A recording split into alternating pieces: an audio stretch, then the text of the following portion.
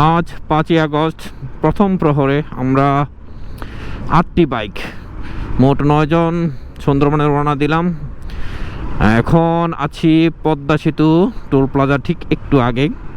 এখন আমরা টোল দেব, টোল দিয়ে পদ্মা সেতু উঠে যাব।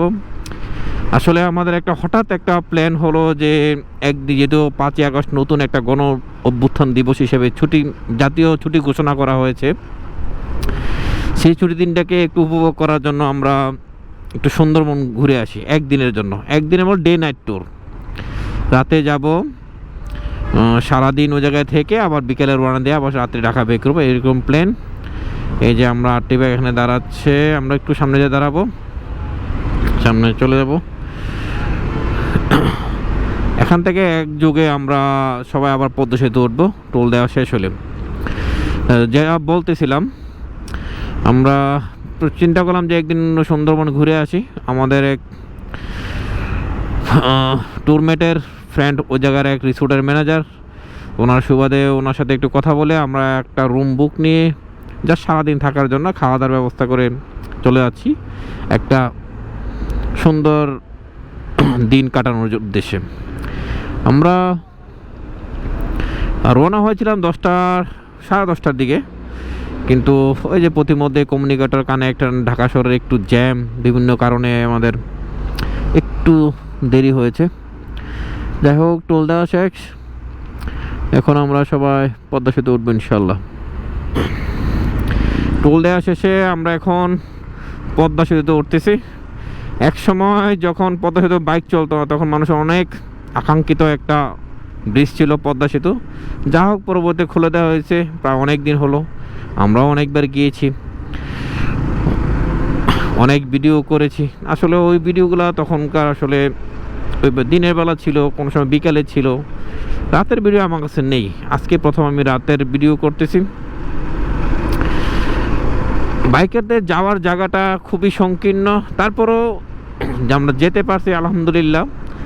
বাইকের জন্য এতটুকু যথেষ্ট, কোনো সমস্যা নাই, এটা কোনো প্রবলেম নাই, যেতে পারছি এটাই আলহামদুলিল্লাহ। কারণ পদ্মা সেতু বাইকারদের এক সময়ের স্বপ্নের সেতু ছিল। যখন পদ্মা সেতু চালু হওয়ার পরে হঠাৎ করে বন্ধ হয়ে গেল, তারপরে চালু হচ্ছিল না, তখন মানুষ ওপারের এপারের মানুষের অনেক ভোগান্তি শিকার হতে হয়েছিল। দেখ, পরবর্তী খুলে দেওয়ার কারণে আমরা এখন অনায়াসে নির্বিঘ্নে টোল দিয়ে পদ্মা সেতু অতিক্রম করতে পারতেছি। আর সময় খুব কমে, মানে সময়টা আগে যেরকম ফেরিঘাট ইউজ করে অনেক লম্বা সময় লাগতো, এখন আসলে এরকম সময় লাগে না। এই দেখুন রাতের পদ্মা সেতু, উপরতে রেল রাস্তা, এটা হলো রেল রাস্তা। আর আমাদেরকে এই সাদা লাইন ধরে যাওয়ার জন্য পারমিশন করা আছে, কিন্তু আসলে এটা মানে না, সবাই মানে না, অনেকে মাঝখান দিয়ে চালায়। এখন আসলে ওইভাবে দেখার কেউ নেই, যার যত স্পিড উঠায়। যদিও 60 বলা ছিল, এখনও বলা আছে, কিন্তু আসলে এখানেও আসার পরে কেউ কেউ না, বাইক বলে কথা না, কোনো গাড়ি এখানে স্পিড লিমিট মেনটেন করে না আমার দেখা মতে। যার কারণে কিছুদিন পর পর মারাত্মক দুর্ঘটনার শিকার হয় দেখি, আসলে খারাপ লাগে। এখন মানুষ কি বলবো, আমরা ওই যে ভুল থেকে শিক্ষা নিতে জানি না। যাই হোক, এই হলো পদ্মা সেতুর ডানে সংযোগস্থল। এখান থেকে পদ্মা সেতু স্টার্ট, মানে মূল সেতু এখান থেকে শুরু। এখানে না, আমরা এখন পদ্মা নদীর উপরে বলা চলে আসি। একটা পদ্মা নদী মোটামুটি দক্ষিণবঙ্গের সবচেয়ে বড়, দক্ষিণবঙ্গের তথা বাংলাদেশের সবচেয়ে বড় নদীগুলোর মধ্যে একটা, এবং অনেক প্রশস্ত নদী।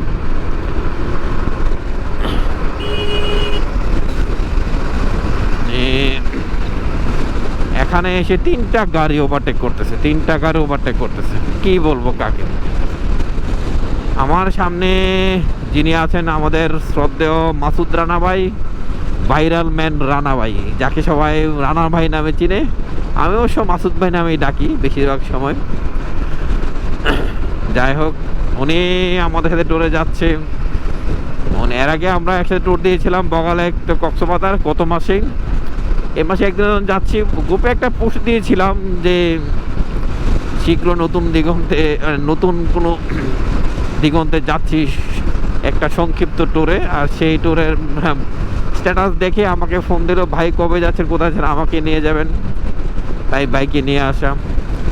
প্রথম দিকে প্ল্যান ছিল ট্যুরটা আমরা 3-4 জনে দেবো, কিন্তু পরবর্তীতে যে সবার আবদার রক্ষা করতে সবাই যেতে চাচ্ছে। আসলে ট্যুর মেট বেশি হলে মজা বেশি হয়, কিন্তু সময় একটু বেশি লাগে, এটাই। আর কোনো সমস্যা নাই, কিন্তু মজা আমরা যেহেতু মজা করতে যাচ্ছি, মজা করতে করতে যাবো ইনশাল্লাহ। পদ্মা সেতু মানে চারদিকে কালো আকাশ, মানে আকাশ দেখাই যাচ্ছে না, শুধু লাইটগুলো। পদ্মা, রাতের পদ্মা সেতু আমার কাছে ভালোই লাগছে। রাতের বেলা যদিও গিয়েছি তখন ভিডিও হয় নাই, তো এখন যাচ্ছি, ভালোই লাগতেছে। ভালো লাগে আসলে রাস্তার মধ্যে এরকম লাইটিং থাকলে, পরিষ্কার রাস্তা থাকলে, এরকম ব্রিজ থাকলে কার না ভালো লাগে। আর রাইডারদের তো, বাইকারদের তো এগুলা আসলে টানে বেশি, এগুলাই টানে বেশি। 10টা বাইকের 8টা বাইকের মধ্যে পিছনে আমি আছি, আমার সামনে রানা ভাই, আর অন্য বাইকগুলো সামনে করছে, কোনো সমস্যা নেই।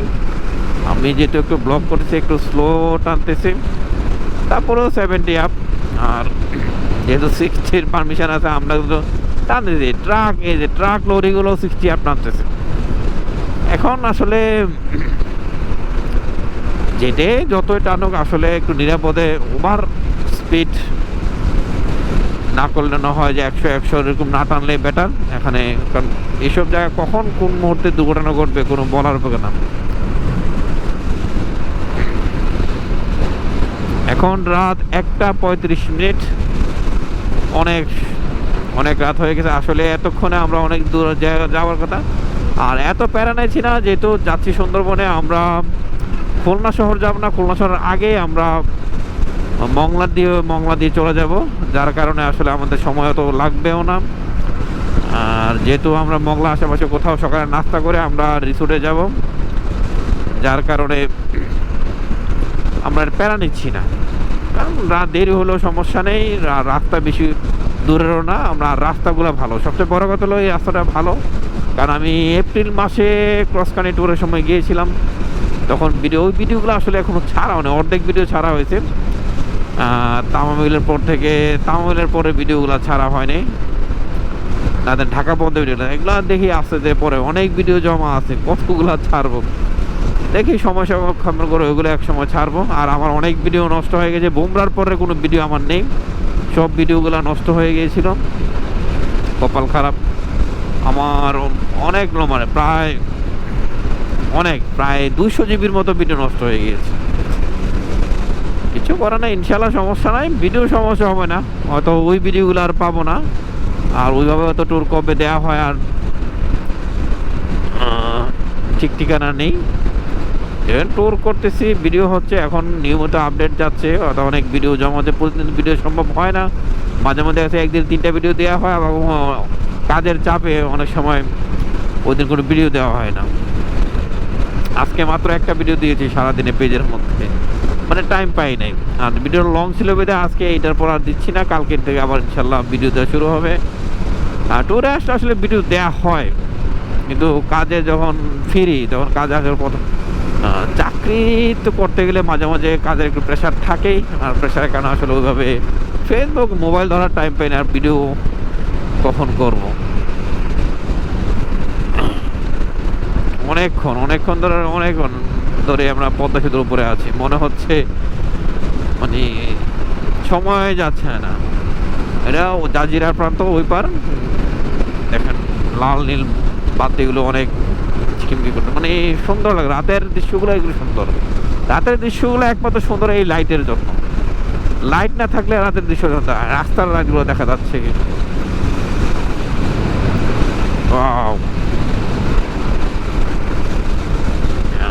আজকে মোটামুটি বৃষ্টি ছিল সারাদিন, এখন বৃষ্টি নেই, আবহাওয়াটা একটু ঠান্ডা। আর হাইওয়েতে মানে মধ্যরাতের পর থেকে হালকা একটু বাতাস, মানে ঠান্ডা বাতাস লাগে। এটা প্রতিনিয়ত, এটা গরম হোক শীত হোক, শীতকালে তো অবস্থা খারাপ থাকে, আর গরমকালে ঠান্ডা লাগে, তখন আসলে উইন্ড ব্রেকার অথবা হালকা ভারী কাপড় পরে পরাটাই বেটার। আমার উইন্ড ব্রেকার আছে, এখনও গা দিই নাই, আর একটু ঠান্ডা রাখতে হবে ভোরের দিকে গাটা দেবো। এখন গা দেওয়ার কোনো ইচ্ছে নেই।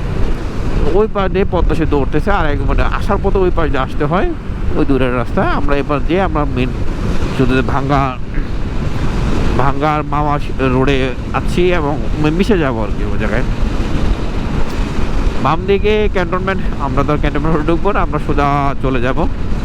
যাচ্ছি পাঁচচর, আমাদের পদ্মা সেতু এখানে শেষ। পাঁচচর আমাদের একজন টুরমেন্ট ওয়েট করতেছে, ওকে নিয়ে আমরা খুলনার উদ্দেশ্যে বেরিয়ে যাব। এই হলো পদ্মা সেতুর শেষ প্রান্ত,